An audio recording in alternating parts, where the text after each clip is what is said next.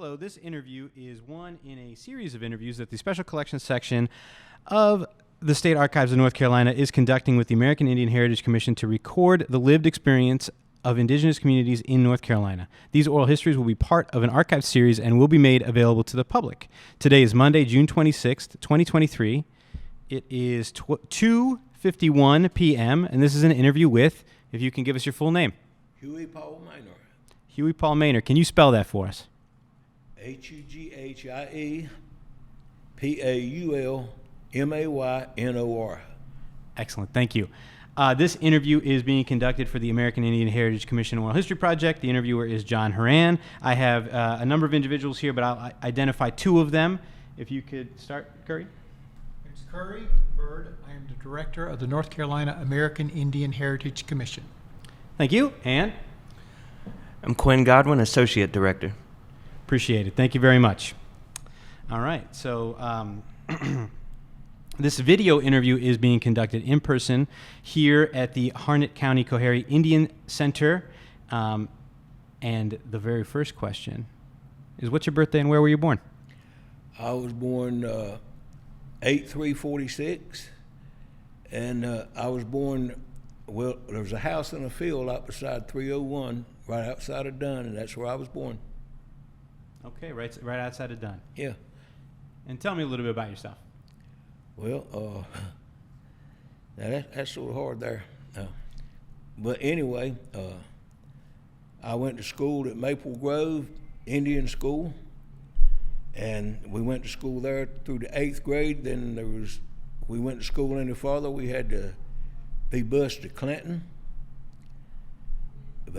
And me and some more of the kids, we did sit-ins at Dunn High School, 'cause, you know, parents and all arranged it. And a lot of things happened. But after going to Dunn High School, after a couple of years of trying to get in there, graduated, worked a little bit, went in the Air Force, come out of the Air Force, went to technical school, studied electrical, and I went on and was lucky enough to get my North Carolina electrical contractor's license. Worked at Burlington Industries for 12 and a half years as an electrician. Left there and went to Fort Bragg as an electrician and worked there 28 and a half years, where I retired from. And so now I'm retired and don't do a whole lot. All right. Well, so that's a good overview, and so I think I'll start at the beginning. Why not? Okay. We'll talk about growing up, you know, here in Dunn, here in Harnett County. Mm-hmm. Well, we moved around quite a bit in Harnett County, mostly farm work.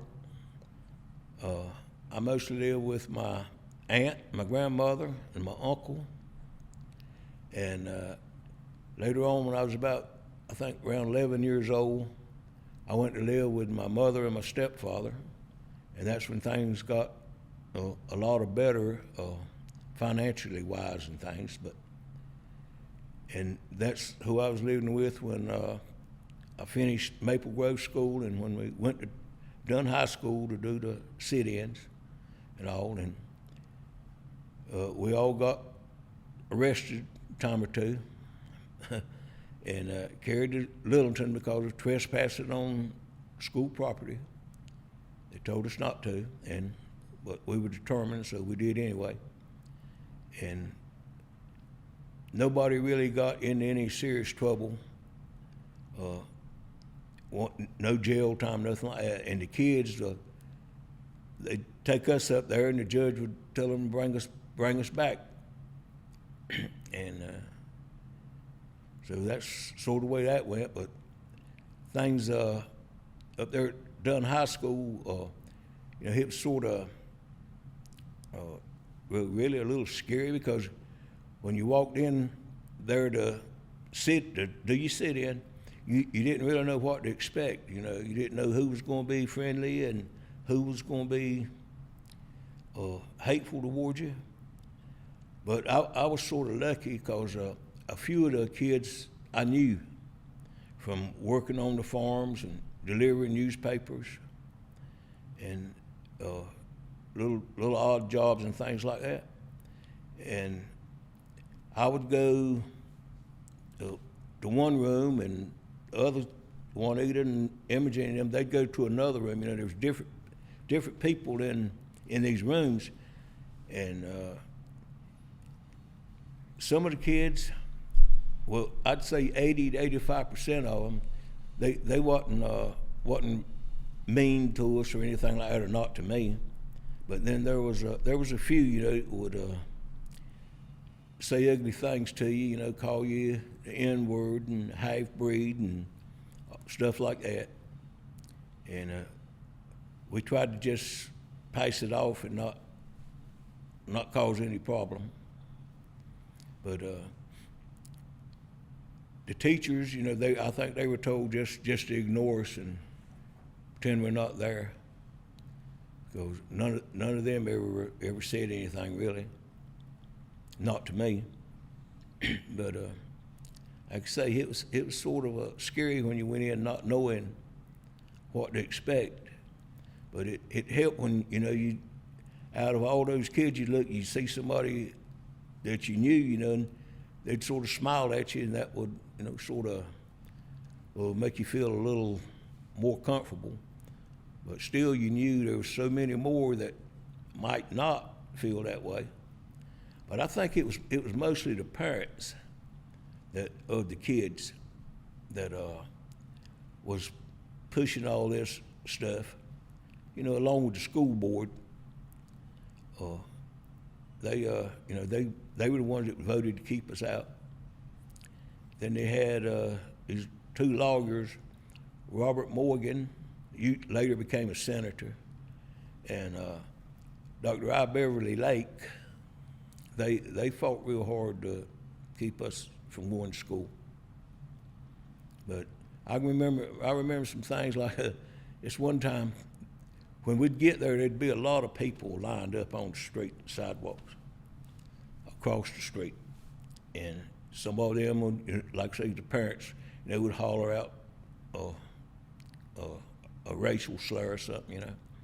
But this one time we got there, and they told us, if you step off of that sidewalk on school property, you're going to be arrested. You know, they had their bullhorns and all. I believe they had every cop in Harnett County there. But anyway, we lined up on the sidewalk, and I forget how many of us there were. But anyway, there was a cop standing in front of each kid. And I believe it was Edward Chance said, "Let's go." And everybody stepped off but me. And they got those kids and started putting them in police cars. And this cop sitting there, he said, "Son, what you gonna do?" I said, "I don't know." And I started walking down the sidewalk. He was walking right with me. So I started running, and he started running too. I stopped, he run past me, and I stepped off on the school property. And they got me, and he put me in the police car. And I happened to be sitting right beside the deputy that was driving. And we were going down there, and his blackjack was sticking up. And I just reached and got it and passed it back to, I believe it was Stoney Chance in the back that took it. And he was having a hissy fit, you know. And he finally said, "Look," he said, "kids, this is my job." He said, I don't blame y'all for wanting to go to school. He said, "But y'all gonna get me fired." So I tell you what, there's a place up here. He said, if you give me my blackjack back and don't cause me any more trouble, said, I'll stop up here. I don't remember, he said, I'll get you a milkshake or ice cream. But anyway, we all agreed. Give me his blackjack, and he stopped. He started in that place, and by the time he got to the step, he happened to think, "Dang, I've left them all out there by themselves." He come running back to the car, and he said, "Look, y'all," said, "don't get me fired." I said, "Please don't cause me any trouble." He said, "No, I'm gonna get you ice cream like I told you." I said, "Okay." So anyway, he got it, brought it back, and we got to Lillington, where our parents was up there at the courthouse. And when we walked in, all those kids walked in with those policemen, the judge, he didn't like it. "Whoa, what is all this?" You know, he told him, "Take them kids right back where you got them." And so they did.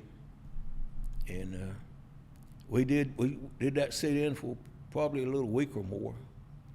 And then we started getting sent to different places to school. And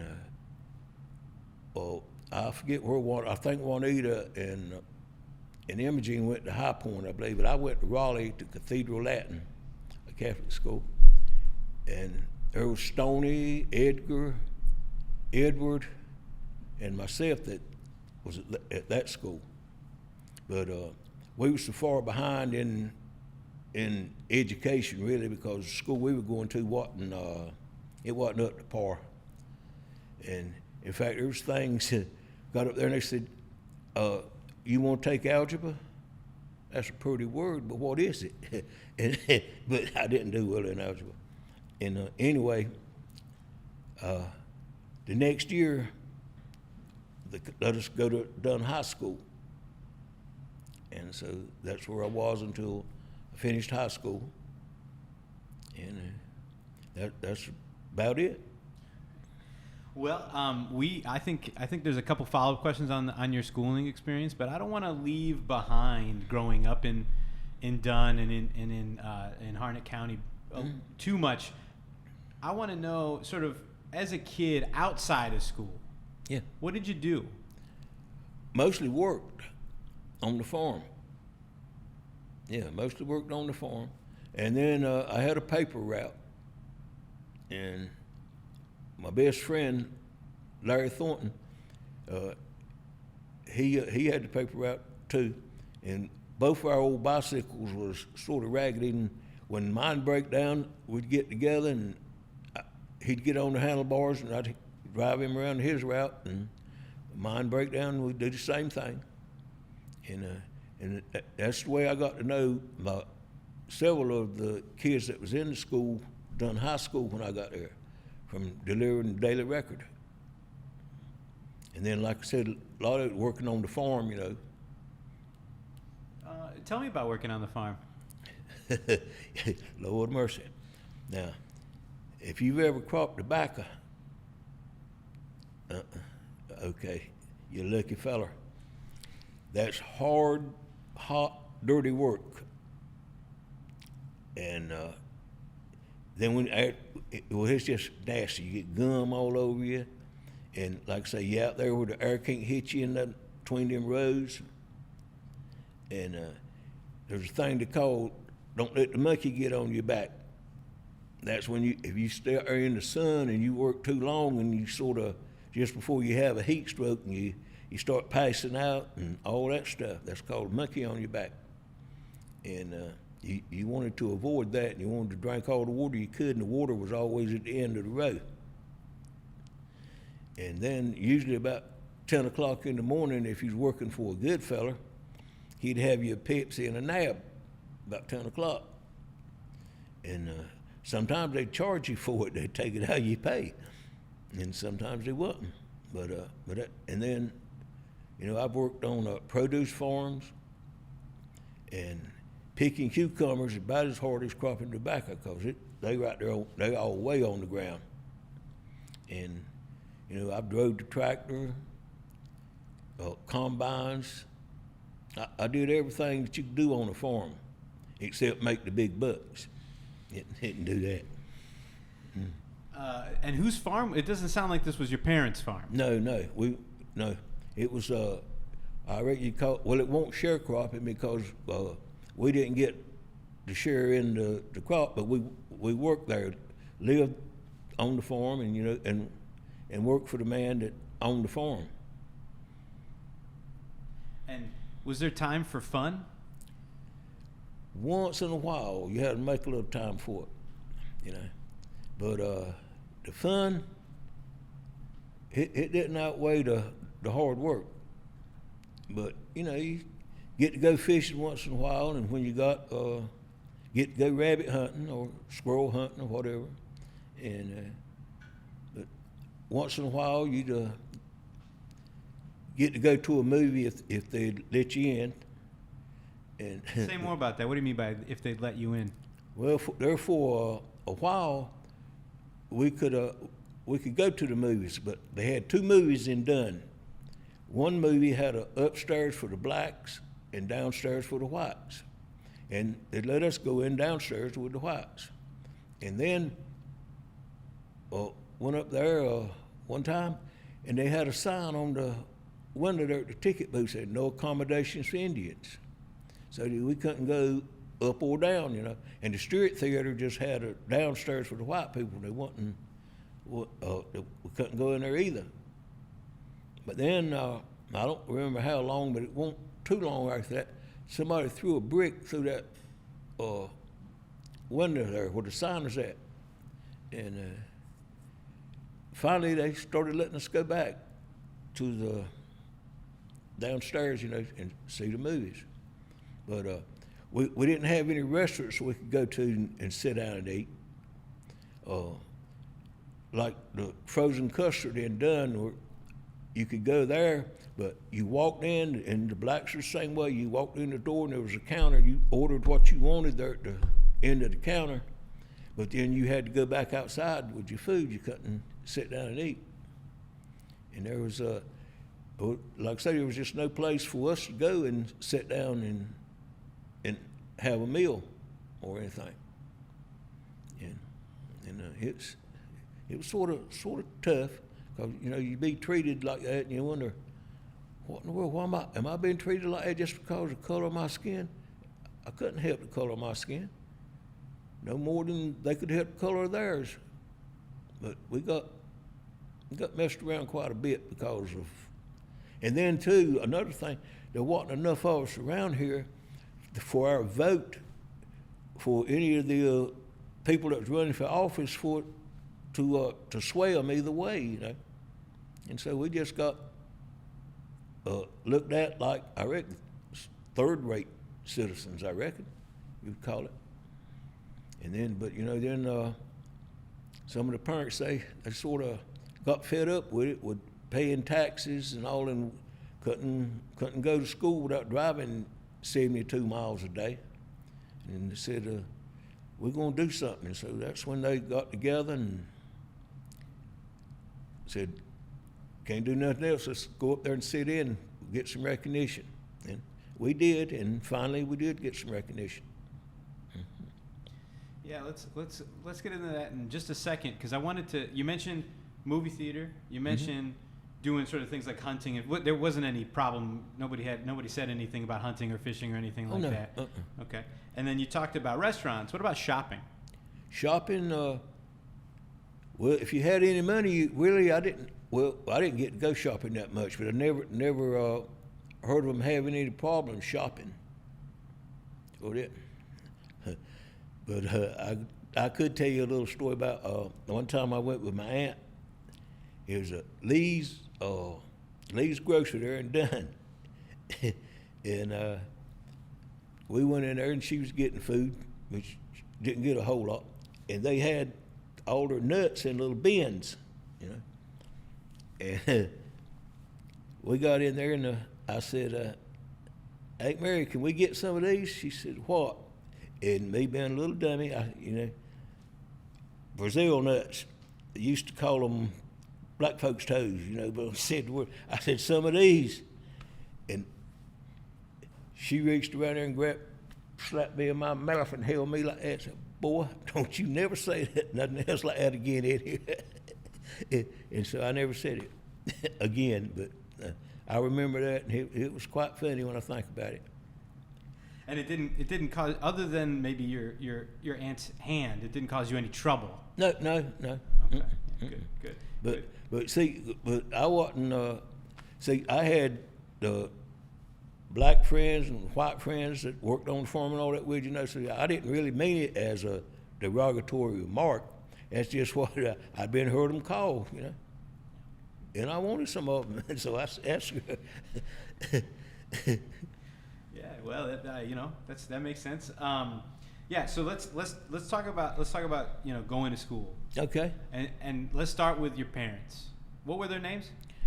My mother was Viola Maynor Brewington. That's why I got my name Maynor. I was born out of wedlock. Anyway, and she married my stepdad, Ernest C. Carter. And then many years later, I reckon I was probably close to 30 years old, Mr. Carter died, stepfather. Well, he died a few years before that. And she married my real dad. In fact, he come and asked me it'd be all right if he married my mama. I was about time. You know what I mean? I won't cost you nothing now because I'm making my own money.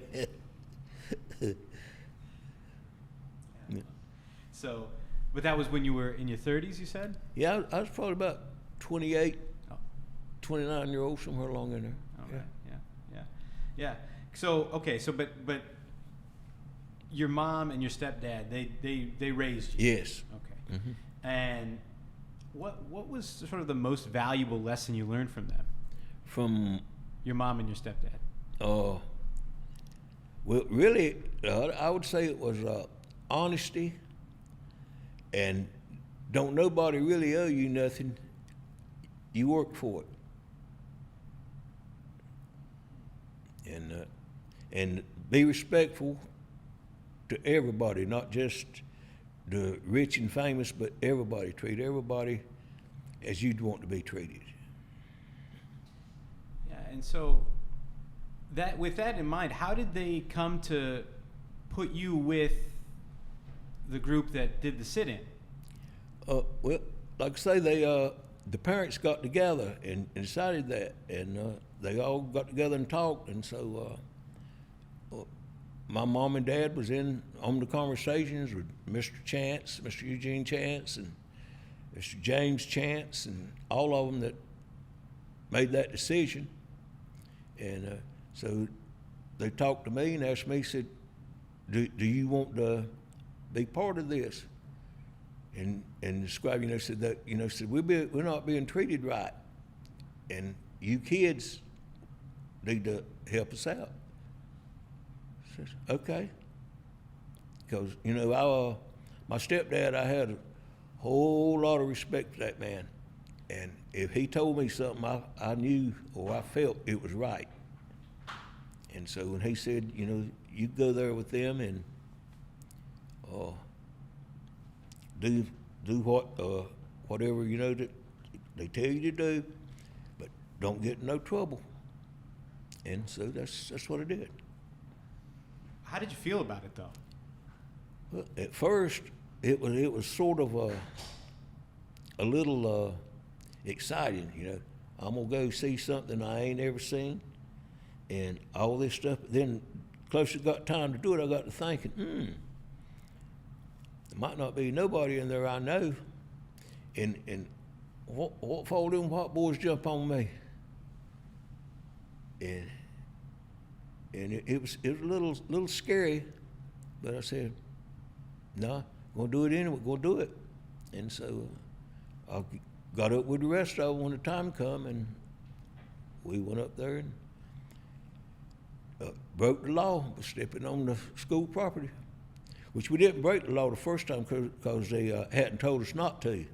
But then they told us not to, and we still gonna do it anyway. And how did you decide? I heard you say that you were in different rooms? Yeah. How did you decide to do that? The only way you could do is just walk in and pick a place to sit, pick you a room. And some went that way and some went that way, and just walk in a room and sit down. And did they teach class while you were sitting there? Yeah. Mm-hmm. Do you remember anything of that? Yeah. I remember this one time, I don't remember the girl's name, but she slid her desk over beside of me and put her book over there to where we could both see it. Yeah, but I don't remember what her name was. But anyway, that's what she did. Like I say, some of them was nice, most of them was, but or just didn't pay you any attention. It wasn't hateful to you or anything. But then there was a few that was. So.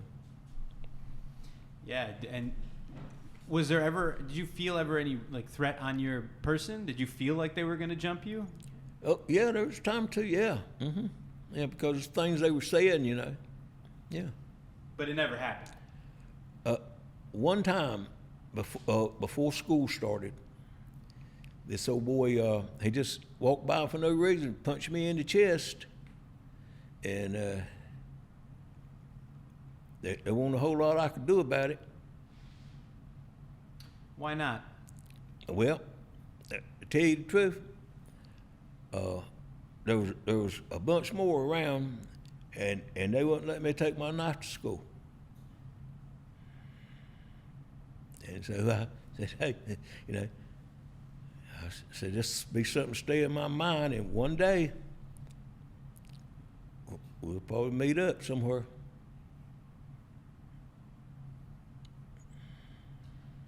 That must have been real tough. And so you said, how long did it last? This sit-in? Oh, I think we sit in what, a week or a little over a week, I believe it was. I don't remember exactly. What stopped it? When we got to go to school, like when we got sent to Raleigh, and some got sent, I think some went to Greensboro, and some went to High Point.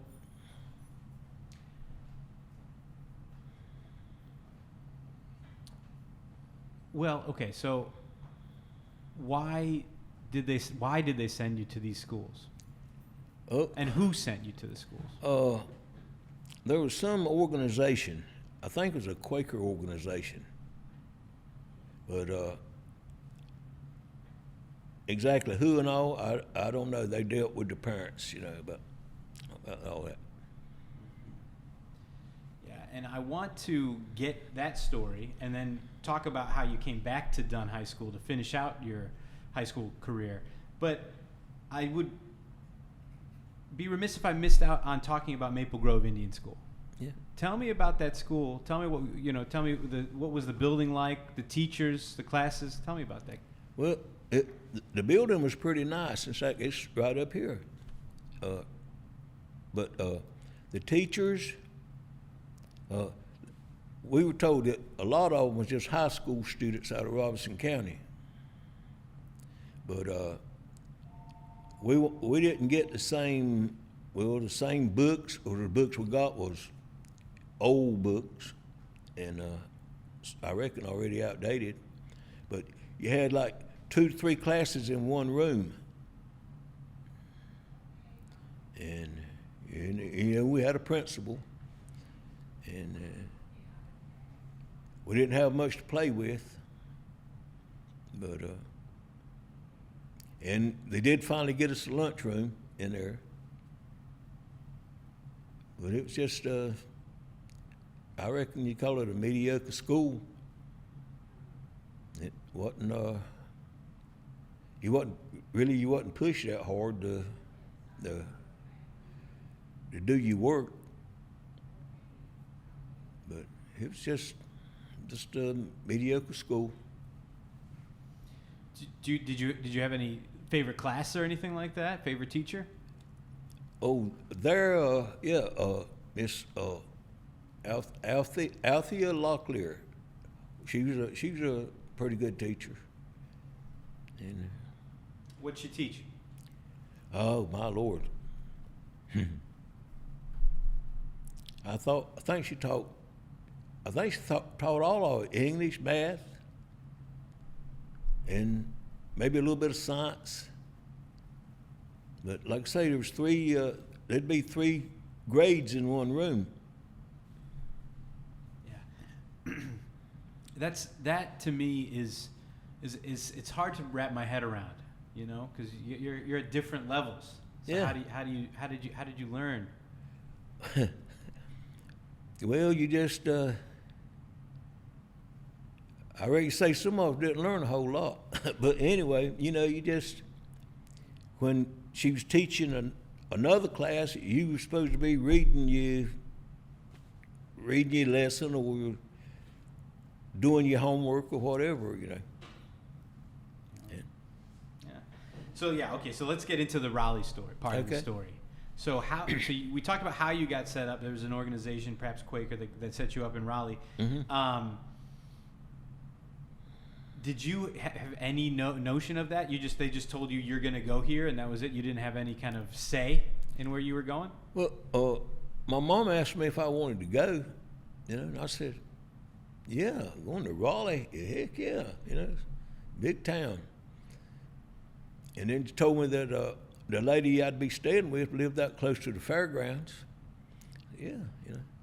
So I went up there and everything worked pretty good, you know.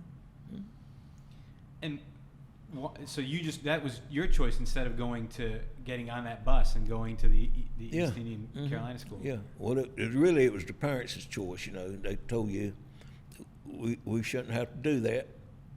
And so I decided, when my parents told me, I decided, yes, I'll join in and go up there with them and sit in or whatever, you know, to try to make things a little better for us. Yeah. And how long were you in Raleigh? I think I was up there, might have been 6 months, I believe it was.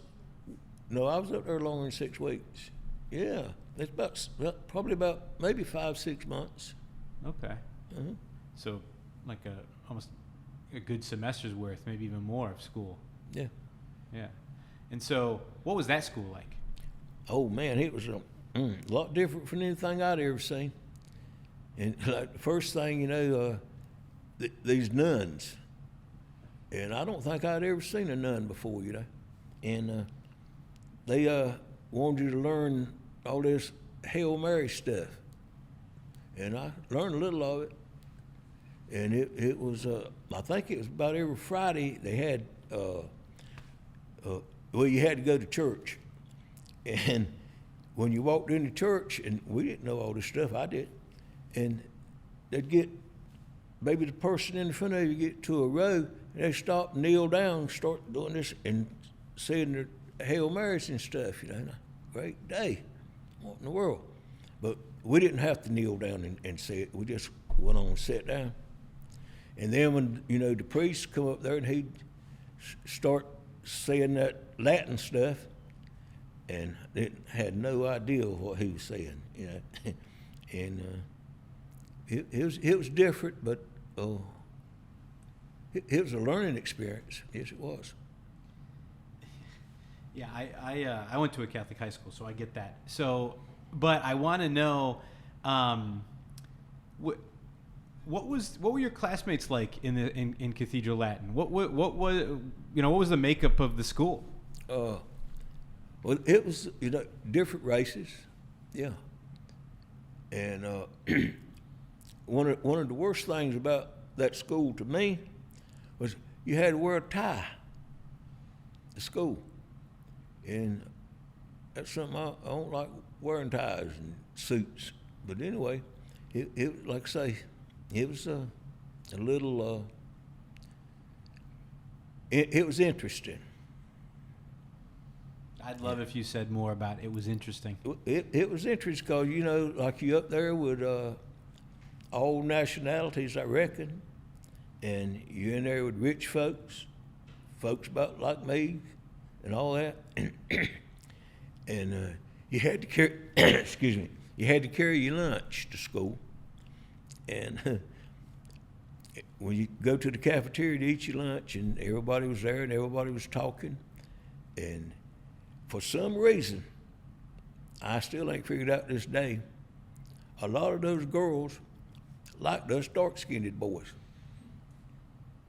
And they, you know, they would be sort of friendly, and at lunchtime they'd come sit around the table and smile and flick their hair and stuff and all like that, you know.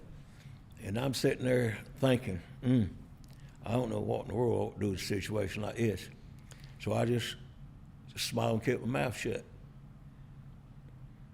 But it was interesting, real interesting. Yeah, it sounds interesting. Yeah, you said you didn't know what to do with a situation like this, and you kept your mouth shut. Were you afraid of something? Well, I reckon I probably was, but I don't really know what it was that I was afraid of. I didn't think, well, I just didn't know what to think. I just smiled and, yeah. And that's fantastic. Was there ever, like, you know, you came into this situation kind of, you were transplanted in, right? And did they make any accommodation for that, or did they just throw you into class and say, here you go? Oh, you mean at the Catholic school? Yeah. No, they just, when you got there, you went to the office and you answered a few questions, and then one of the sisters says, come with me, and they'd take you to a room and introduce you to the sister that was teaching, and you give you a seat, and after a while you get some books, and you went back to that room every day.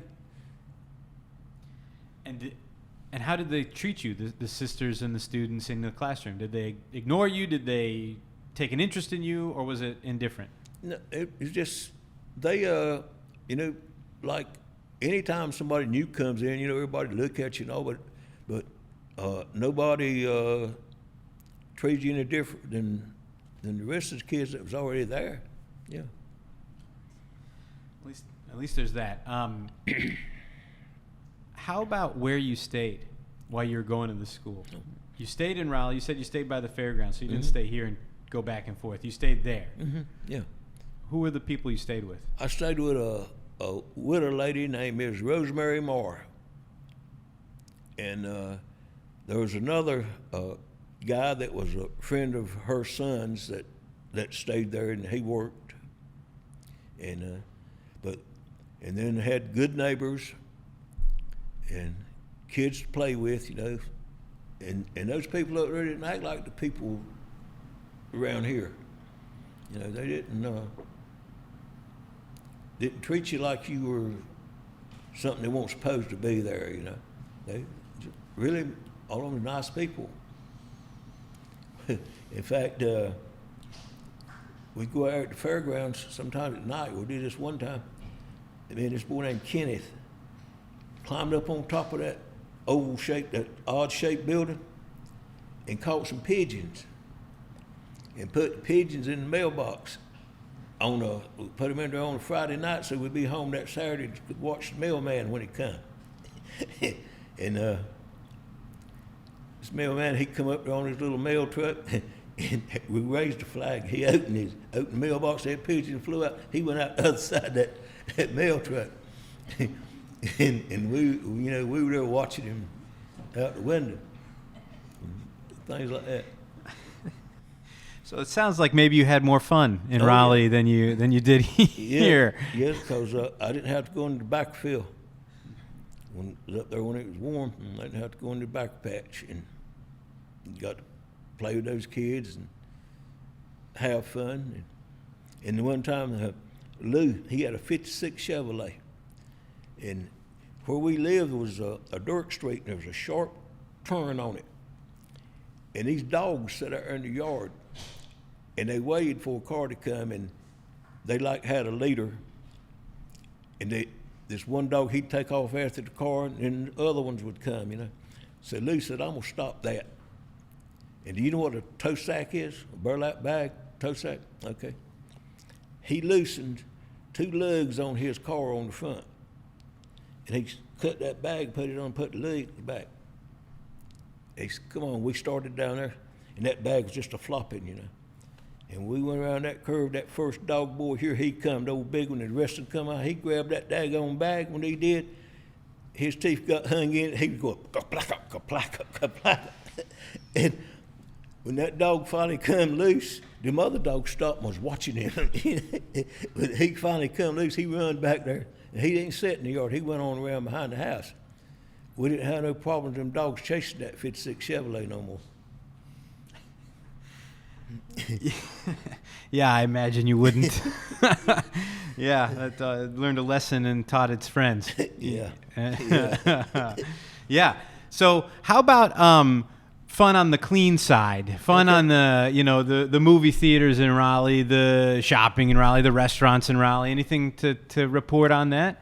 I never went to a movie in Raleigh because on the weekends I'd catch the bus and come home. Then on Sunday evening, I'd catch the bus and go back. So I never went, but Ms. Maria, we went out to couple of times, to a restaurant, and everything's cool. And so this is your freshman year. Yeah. And did you finish your freshman year in Raleigh? Well, I finished the timeout, but I didn't finish the grade. I had to repeat it. I see. Okay. So tell me about that. Well, just when they decided to let us go to Dunn High School, then I went in as a freshman. Yeah. And still way behind. Had to work real hard to get a C. In fact, I got rewards if I got a C, but I had done extra good. What were the rewards? Oh, heck, I would get a dime baby roof instead of one of the little nickel ones. You get a big one.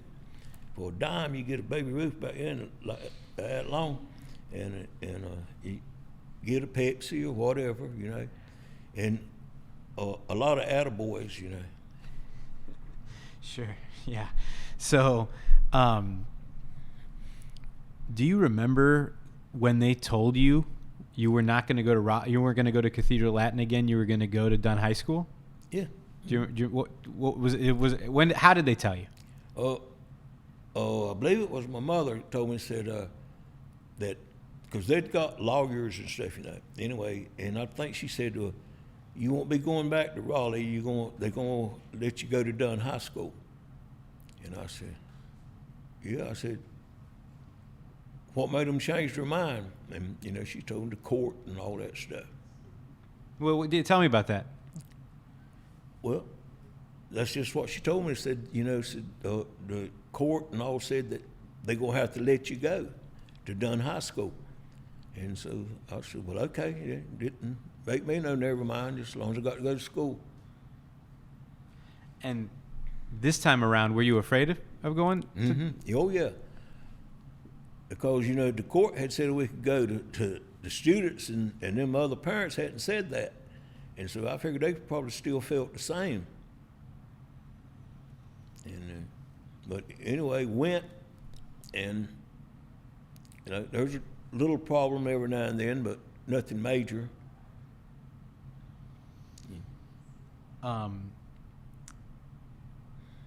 Yeah. What was the first day like? First day, sort of. Well, I was sort of nervous, but excited to see what in the world was going to go on. But we got registered and all that, and got assignment sheets to what rooms we were going to be in for what, and so it went along. I would say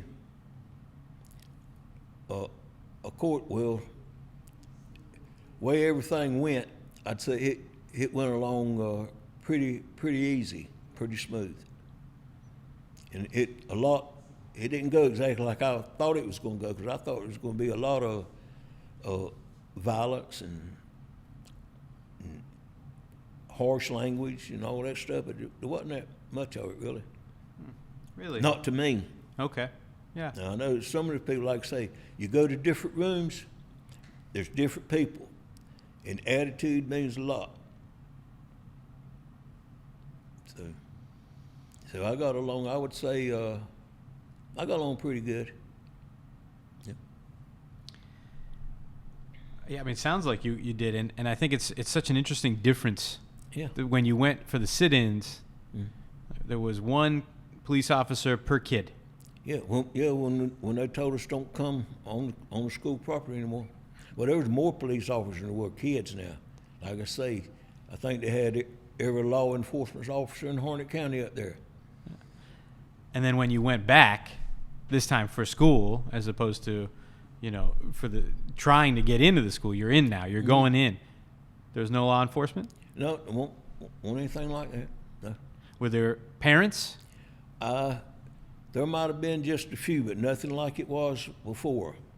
And I don't think there's anybody hollering out those dirty remarks or anything. I don't recall hearing it anyway. Mm-hmm. And, you said different classrooms have different people, and attitude goes for a lot. But there's also times when all kinds of classrooms get together. Yeah. Think about the lunchroom. You're thinking about the playground, playing sports, anything like that. So anything in those arenas, did you feel like you couldn't go over here, or because these guys were kind of mean or anything like that? Well, there was times that I didn't, because you get to know some of the people that didn't really want you there, and there might be 3 or 4 of them standing over there and having a conversation, looking at you and all that stuff, and so you just, to avoid trouble, you just sort of like walk on the other side of the street, Yeah. But there wasn't that many of them that like that. There was some, but like I say, 85% of the kids really just like you wasn't even there, How about the teachers? Teachers, never had any problems with teachers. Never had any problems with them. Did they take any interest in you? Well, no more than the rest of the kids that I could see. The only thing is in history, twice, and I didn't realize why then, but when they were assigning, you do a paper on this president, and you do one, and me said, do one on Andrew Jackson. Okay, I didn't know about him being the thing that he was, I didn't know about it then. But that happened twice in history. Hughie, your president is Andrew Jackson. And when I think back, I think back that maybe when he gave me that he wanted me to do the research and come up with all that stuff like Andrew Jackson, when he had all the Indians moved and had all of them killed and all that.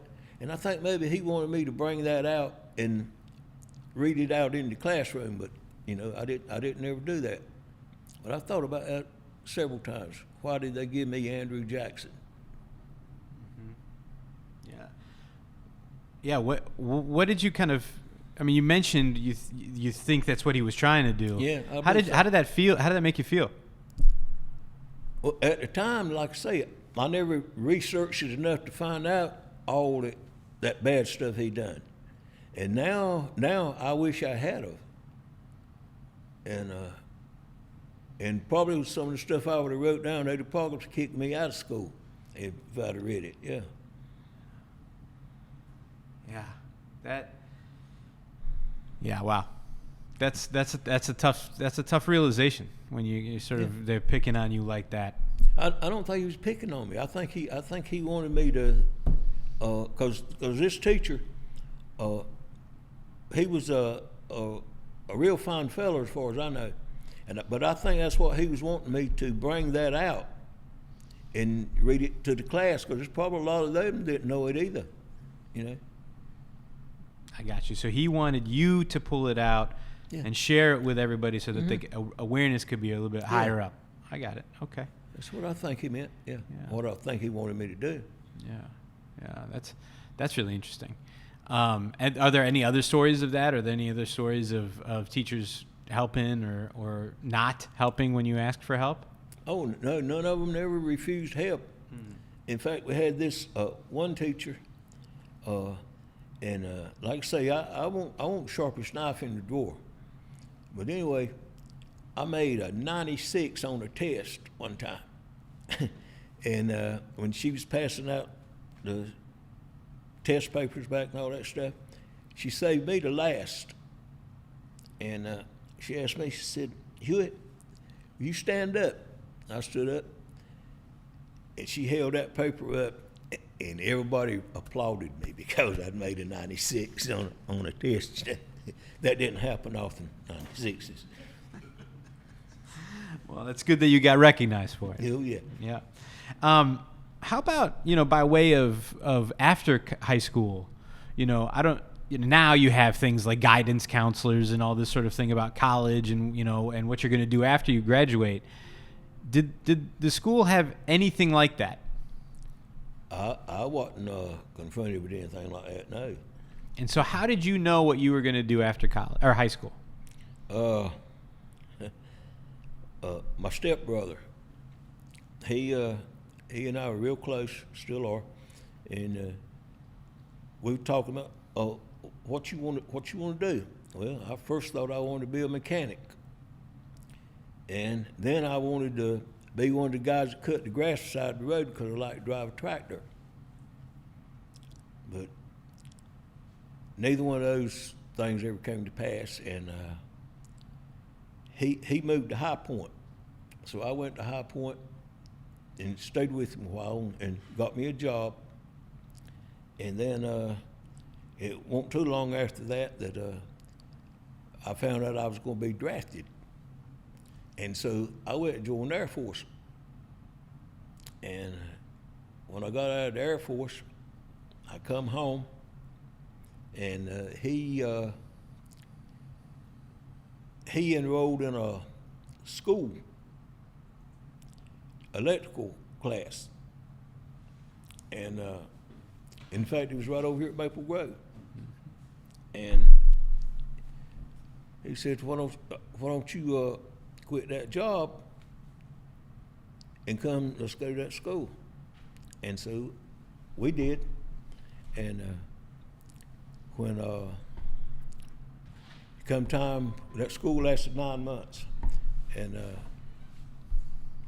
we went to take Mr. Tom Pemberton. He was our instructor.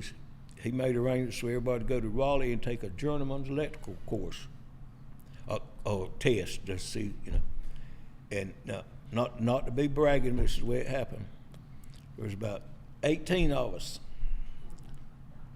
And when we got the test back, I was the only one that passed the journeyman's test. And Mr. Tom Pemberton said, Maynor, said, you sitting here and pay like you ain't paying no attention. Said, evidently said, you the only one paying attention. I said, I do what I got to do, Mr. Tom. and anyway, that's how I started doing doing the electrical stuff. Yeah, yeah. So let's talk about that in a second, because I want to go back to what you said about the Air Force. Mm-hmm. And you said you learned you were going to get drafted, mm-hmm. so you joined the Air Force. Mm-hmm. Why did you do that? Well, Vietnam was going on then, and to tell you the truth, I wasn't mad with none of them fellows over there, and I didn't want them to be mad with me. And I figured if I flew over it, that was a lot better than being down there in the mud shooting at them. And so I went and joined the Air Force. And did you end up going to Vietnam? No. I wasn't in there long. I got discharged on a hardship. It's an honorable discharge. Got discharged on but anyway, I spent my time at Barksdale Air Force Base, Louisiana. How long were you there? 7 months. Like I say, I wasn't there long. All right. And then after that, we come back. We do the electrician thing. Yeah. And then you passed your journeyman's test, mm-hmm. and you got started as an electrician. Mm-hmm. You came back here to be an electrician here. I went to work at Irwin Mills in Irwin, mm-hmm. for 12 and a half years. How'd you get hooked up with that? Well, they were needing electricians, and I went over there and filled out an application and got hired. So that's 12 years. Mm-hmm. 12 and a half. Time was tough at Irwin Mills. When you went over there and asked for a job, that's what you got, a job. All right. So I won't discount you the half year. So we'll do 12 and a half years. Mm-hmm. Did you ever experience any sort of discrimination at that job? At that job? No, not really. Okay. What was next? I left Irwin Mills, and I got a job at Fort Bragg, Civil Service, Fort Bragg. How long were you there? 28 and a half years. Another 28 and a half years. 2.5 years. Very good, very good. So why did you switch? Why did I switch? Yeah. Well, same reason everybody wants to switch. More money, one thing. Better working environment. Irwin Mills, you work 6 days a week. And Fort Bragg, you work 5 days a week. Sometimes you work overtime, but you got annual leave, you got sick leave, paid a little more money, and that. Can you cut that thing a minute? I take fluid pills. I might have to go to the bathroom. Oh, go ahead. Go ahead. No problem.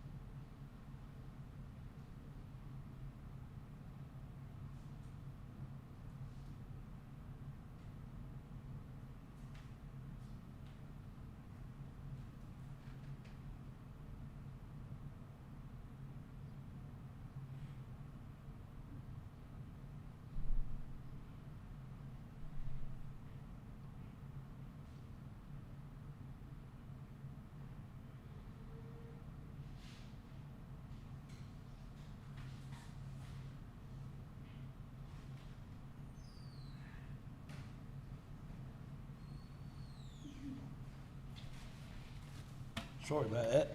Not a problem. Not a problem. Yeah, we were just talking about your experience at Fort Bragg. Mm-hmm. And what was it, 28 28 and a half years. 28 and a half years. Uh-huh. How about there? Was there ever any discrimination there? I never faced any. No, sir, I didn't. Okay. And after that, what did you do? Oh, not a whole lot. I did, fish a little, hunt a little, cut the grass, try to grow some tomatoes, little stuff like that. Never went back to the tobacco, for example. No. Well, I smoked some, and that's close as I got to it. Okay, very good. Yeah, so we kind of talked a little bit about how the outside world perceived you as an American Indian.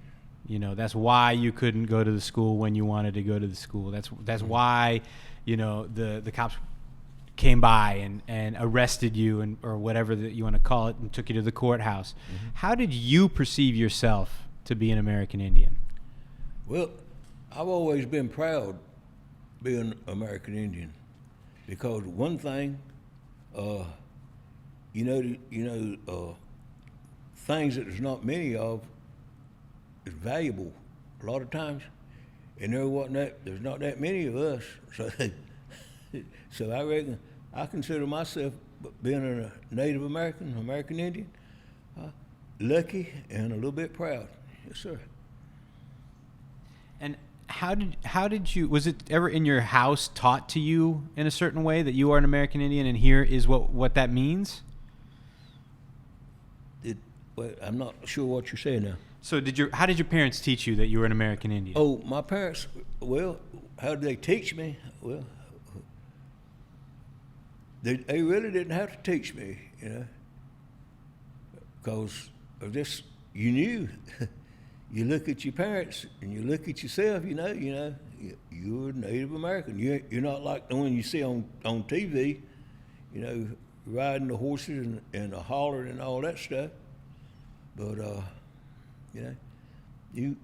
this is what you are. You are this. And hold your head up. Be proud of what you are. And so, I was proud of what I am.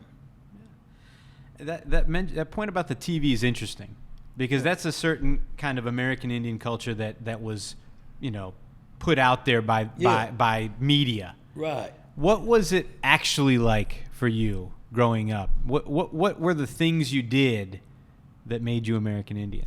Well, I would hunt, fish, work, and that was about it. You just try to learn to get along with people. No matter what color they are. I had back when I was growing up, I had white friends, black friends.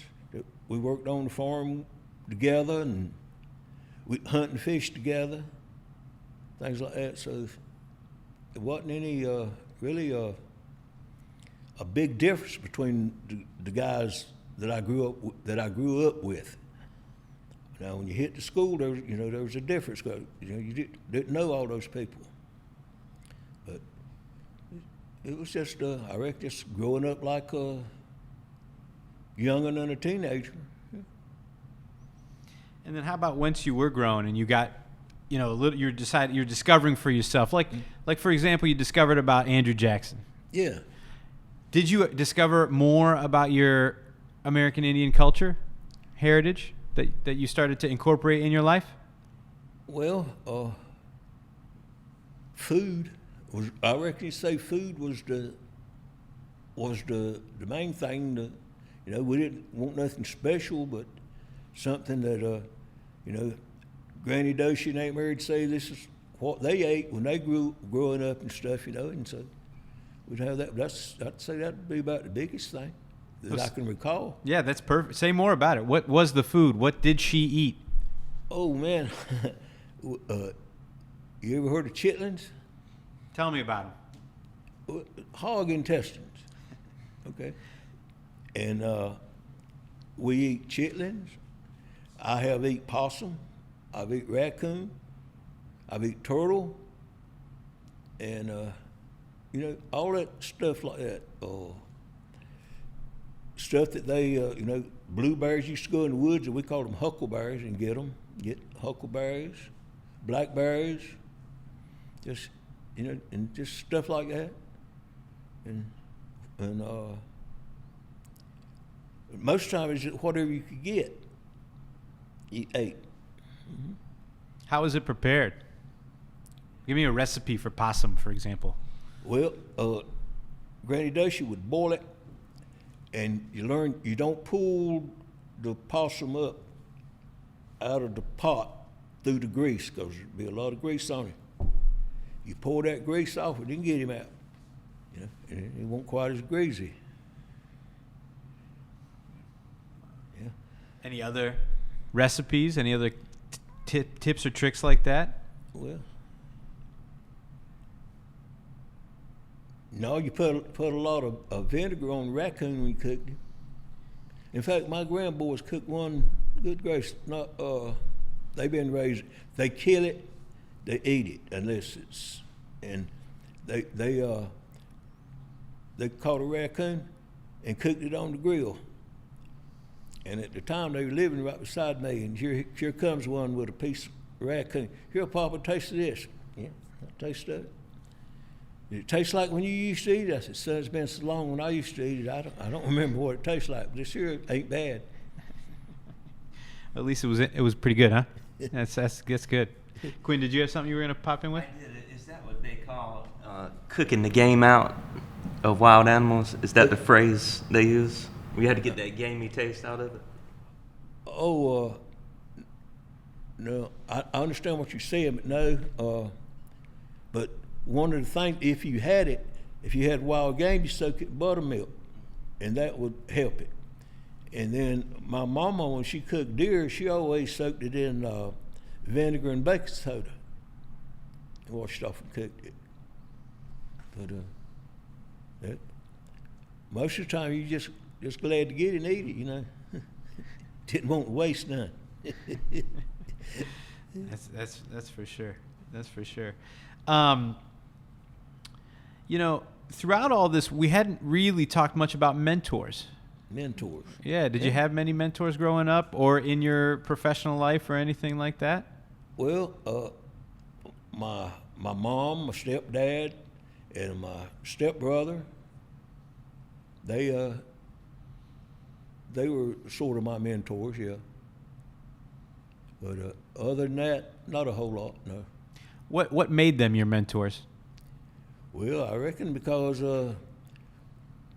we were sort of close and always around one another, and you people you get, you learn to have respect for, and the big thing is trust. And we had a thing, don't break trust with me, do you? Hey, things ain't gonna be the same no more. Okay. And I learned, exactly what that meant. That somebody lie to you, deceive you or something, and not only does it hurt you in your heart, it does something to your brain, or it does mine. But then mine might not be like everybody else's, but that's the way it is anyway.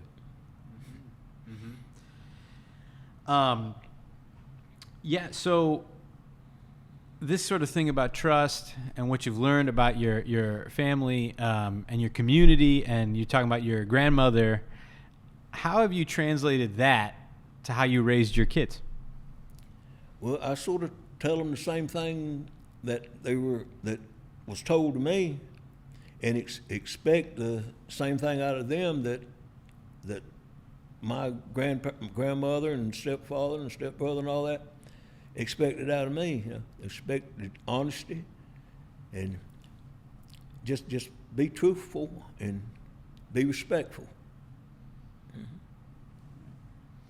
And so the thing I'm interested now is sort of a big picture. What do you think is kind of the most pressing thing for the American Indian community in general? You talking about now? Yeah. Well,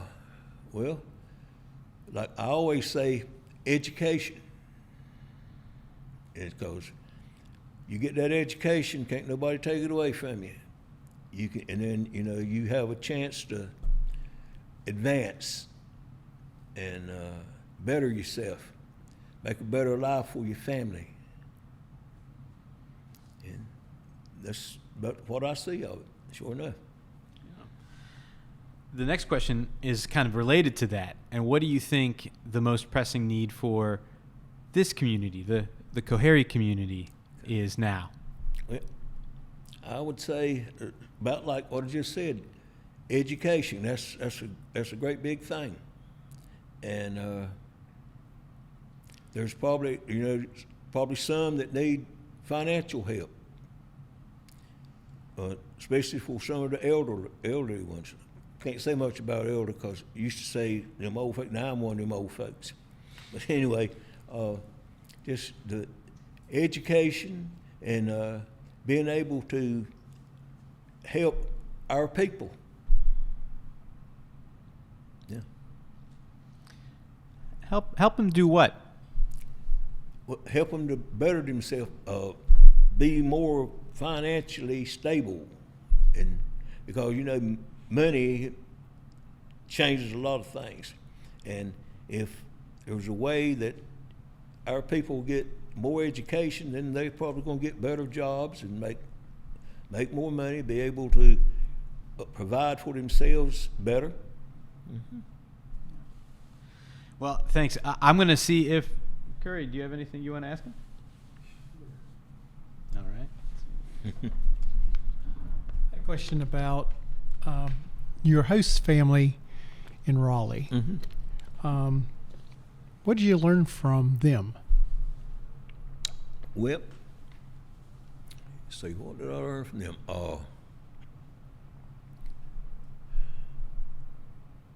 I learned about food was different, and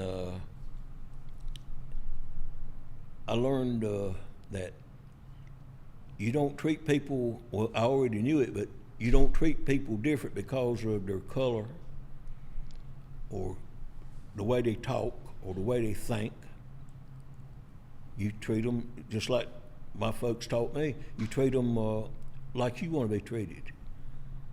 And go back, I reckon, to the Bible. Do unto others as you'd have them do unto you. And I learned that not only was these people a different race than me, but they didn't seem to look at me that way, that I was different. And they talked a little more educated than from my folks and where I was from, and I picked up a few words, you know. And I just learned that it was that this is really the way America's supposed to be. We sat down and eat. We slept in the same house, used the same bathroom, and everything was just, what's that, copacetic? I think that's one of the words I said. Did you stay in touch with them after you came back? For just a little while, just a little while, and then like everything else, it just drifted away. When you were there, were you able to come home? Oh yeah, come home every weekend, except the weekend that she'd have something planned and wanted me to go with her or wanted to help her do something, then I'd stay up there and do that. And when you look at your life as it's happened, is there anything you would do differently? Well, I would have kept in touch with them a little more, and but I wouldn't have got married the first time. That's one thing I wouldn't have done. But anyway, different. I might would have tried to further my education a little more, but there not that many things that I would have done different. No. I know your daughter said she found out your story through Ancestry.com and a newspaper article that came up. What are you doing to instill your American Indian pride in your grandchildren and your great-grandchildren and those who will come after you? Well,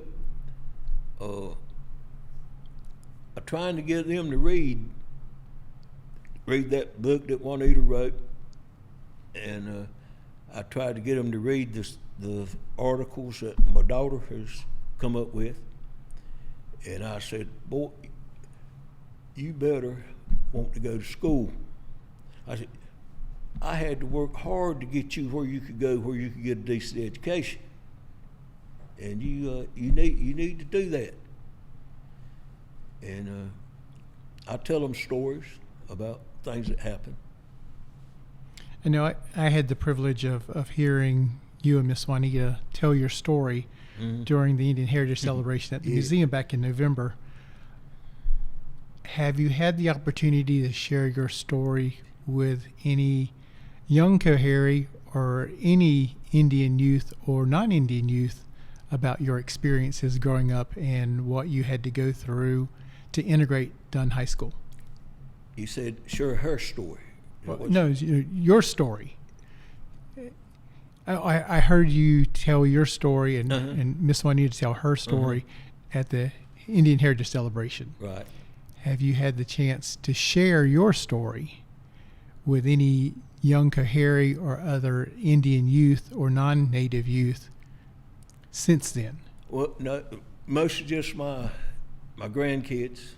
Most of just my grandkids. Okay. Thank you. But yeah. Oh, you gonna say something? No, not really. Okay. All right. Quinn? I guess I try to go out to the big picture questions at the end. Take me through your parents' and grandparents' education, and I mean, there's something to be said. A lot of Indian students back then didn't complete school because they were out in the fields. So they had you out in the fields, but why was it important, coming from your parents and your grandparents, for you to go to school and get in the front lines like this and sit down in these classes you're barred from going to? Like, what was that drive? Well, most of it was, I want what like everybody wants for their children. I want you to do better and have more than I've had. And the best way for you to do that is through education. So you get your butt there and you go to school, and you sit there and you pay attention. You learn, because you don't want to have to do like I've had to do all my life. Okay. And when I started hitting in the back of fields and them cucumber patches, it dawned on me. They're telling the truth. Mm-hmm. I better listen to that. And so I decided I'm going to get me enough education to get out of the tobacco patch. And Lord bless me, I did. Certainly.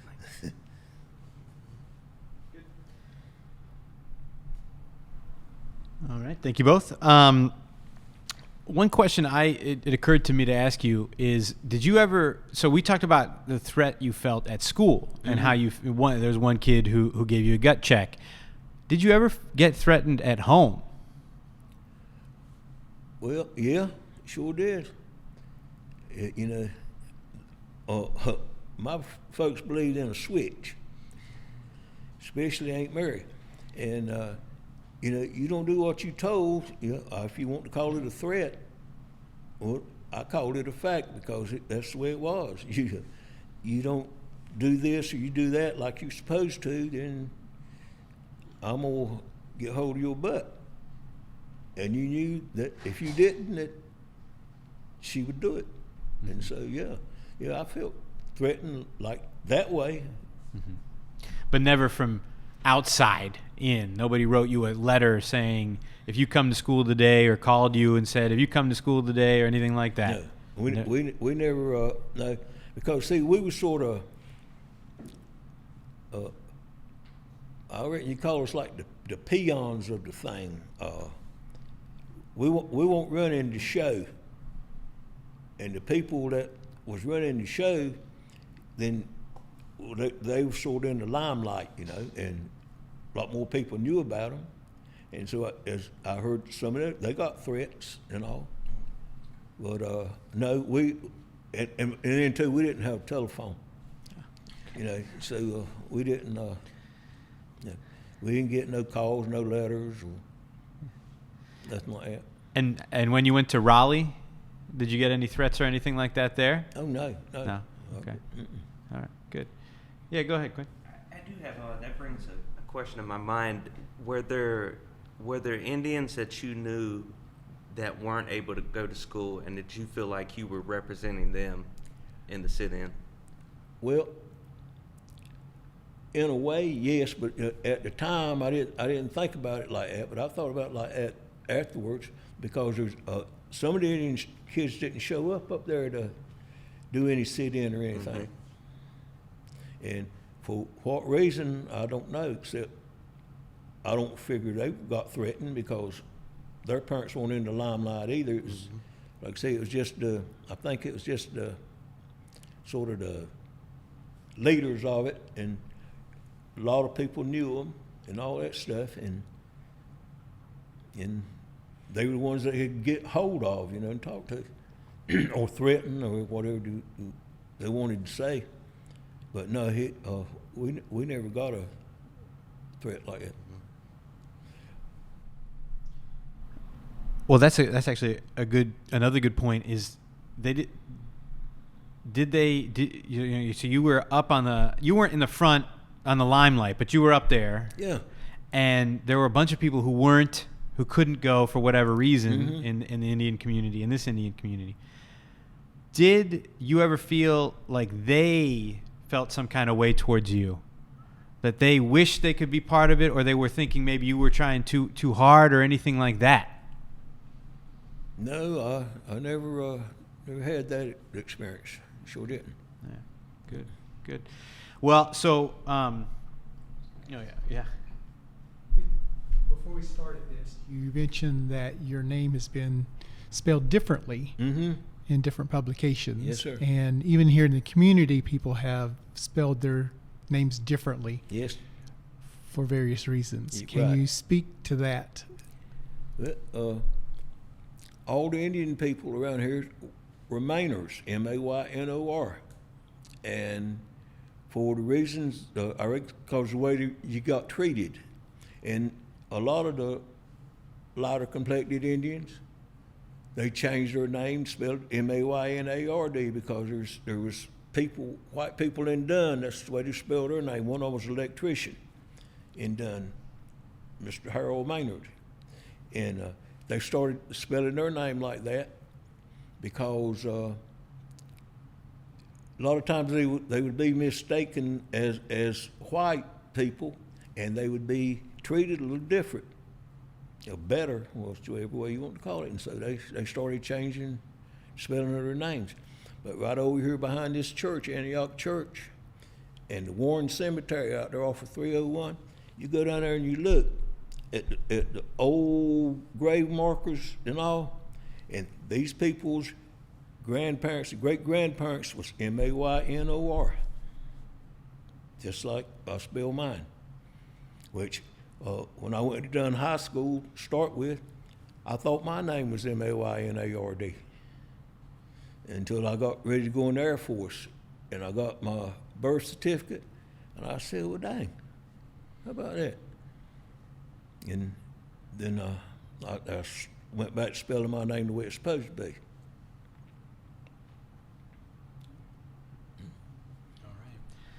All right.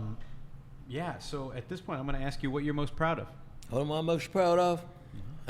My family. Tell me more about that. Oh, well.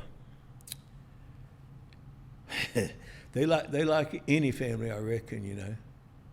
They have their own opinions about things and all that stuff. But, yeah, I'm more proud of my family than anything else. And then the next thing I'm proud of is that I became a licensed electrician when it was sort of, what do you call it, doubtful from a lot of people. But it wasn't doubtful for me because I made up my mind I was going to do it. And I'm proud of, like my son, he's got unlimited electrical license, got his own business. My daughter, all of them work for the state. Got one that's retired from the state. The other two still works for the state. And they're quite intelligent. All of them, quite intelligent. And got one over there can sing just like Patsy Cline. She can do it. We might have to add that later. Yeah. Well, thank you for that. Is there any other stories you'd like us to put on the record? Anything else you want us to know while we have this thing running? Well, no, because another thing I'm proud of, I ain't never been to prison, so I don't need to tell a whole lot. Good. I'm glad for that. I'm glad they took you to the courthouse and not the jailhouse, Yeah. so I appreciate that. And I appreciate your time here today, so thank you so much. Yes, sir.